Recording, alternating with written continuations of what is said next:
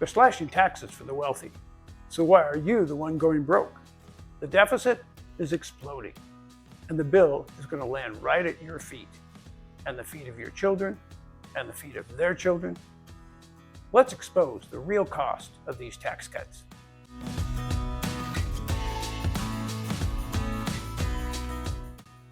Hello, and welcome. For those of you who don't know, I'm Steve, a concerned grandfather and great-grandfather who has seen a disturbing trend developing over the past 5 decades.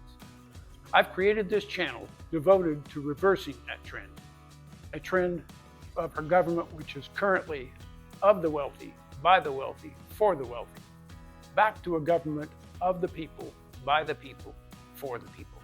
Today, I want to discuss the big, beautiful bill, who it really benefits, who it kind of benefits, and who really pays for it. There are many provisions in this bill, but let's start with the tax cuts. It has been said that this is one of the greatest transfers of wealth in the history of our country. Is that really true? Well, let's look at some numbers and I'll let you decide. The wealthiest 1% of taxpayers are going to receive approximately 44% of the benefit from these tax cuts. The bottom 20%, they're going to receive approximately 1% of the benefits. That wealthiest 1% is made up of about 1.5 million people. And their share of the tax cut, about $69,000. The bottom 20% of the taxpayers is made up of about 30.7 million people. And their share of the tax cut is going to be approximately $1,000. In 2026, the wealthiest 1% will receive approximately $124 million in tax cuts. This is slightly more than the bottom 60% of taxpayers will receive. The bottom 60% of the taxpayers, approximately 94 million people. Is that fair? I'll let you decide. But tax cuts aren't the only thing in this bill. There are cuts to Medicaid, cuts to other social programs, changes in infrastructure and energy funding. This bill also includes higher import taxes, tariffs if you will, that could offset the tax savings for lower and middle income families by increasing the cost of goods. You know, it's kind of like if you've ever gone in to buy a car and let's say the price of the car was $50,000 and you wanted $20,000 for your trade, and after they've valued your trade, the salesman comes back, sits down and shows you the numbers and says, well, we can only give you $15,000 for your trade-in. And you say, that's not good enough. And he said, well, let me go talk to the manager. And they go back into the little room and do whatever it is they do back there. He walks back out and says, good news, we can get you $20,000 for your trade-in. But when you look down at the paperwork, you see that the price of the vehicle you wanted to buy is now $55,000. It's kind of like that with giving us a tax cut and then taxing the goods that we're going to buy. Is that really a savings? You decide. Now let's talk about the deficit projection, which in my opinion is one of the most dangerous parts of this bill. While proponents argue the bill will save $1.6 trillion, independent analysis shows that the deficit will increase $3 to $4 trillion over the next decade. So while the bill does in fact reduce spending, the tax cuts cut the revenues more. Now I don't know about you, but I know in my household, if we're not making enough to pay our bills, it doesn't make sense for us to reduce our earnings at the same time that we're increasing our spending. This is kind of going backwards. But of course, we don't have the ability to print money.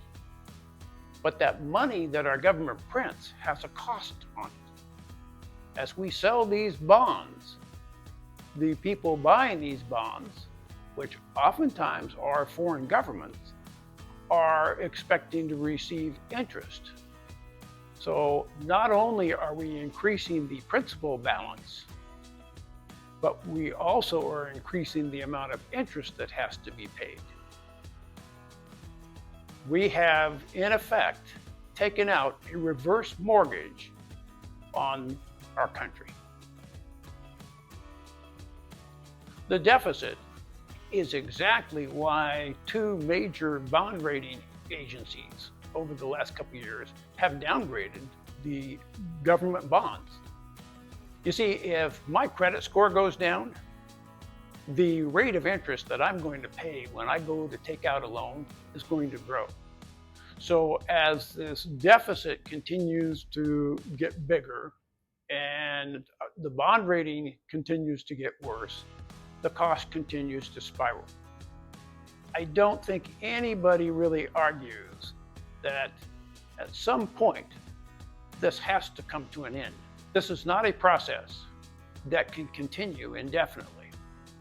That's why in the beginning of this video, I talked about the fact that your children and your grandchildren are going to be the ones that are going to pay for this. So what's the motive? Why would they do this? Well, the answer is real simple. You may have elected these people, but they are not working for you. Why did they give $69,000 to a bunch of billionaires and millionaires? People who, quite frankly, don't need the money. And it's not like they're going to take that money and suddenly spend it in the economy. I'm pretty sure those people are already spending all the money that they choose. So why did your Congress do this? They want to make those people happy because those are the people who fund their campaigns. Those are the people that buy the advertising that is targeted at the fringe voters so that the wealthy elite continue to actually be the people calling the shots. The fact is, your politicians, your senators and representatives, and I know that there are a few exceptions, but they are few and far between. Those people are not working in your best interest. They have one goal in mind. They have a very lucrative job that you are paying for, and they want to make sure they keep that. So who funds their campaigns? Who pays for the ads? Those are the people that they're going to make happy. It's not about you and me. So what can we do about it? What can you do about it? What can I do about it? Take a look at the bill, do some research, then reach out to your senators, your representatives. Call them, write to them, send them emails. Make sure they understand how you feel about this. I'm not telling you how you should feel. That's up to you to decide. But you do have a responsibility to understand it, to look at what's in that bill. You know, the fact of the matter is, I know you don't know everything that's in it. I certainly don't. And in fact, I've seen on several occasions now, congressmen admitting that they didn't know something was in the bill. So if the people who are writing the bills don't know what's in them, it's pretty safe that we don't. I've obviously touched on a few highlights. We need to reach out. I've included a couple of links in the video description below to make it easier for you to reach out to your senators and representatives. Call, write, email, share this video, subscribe, because we're going to keep doing this until we finally get some attention. Thank you very much for watching.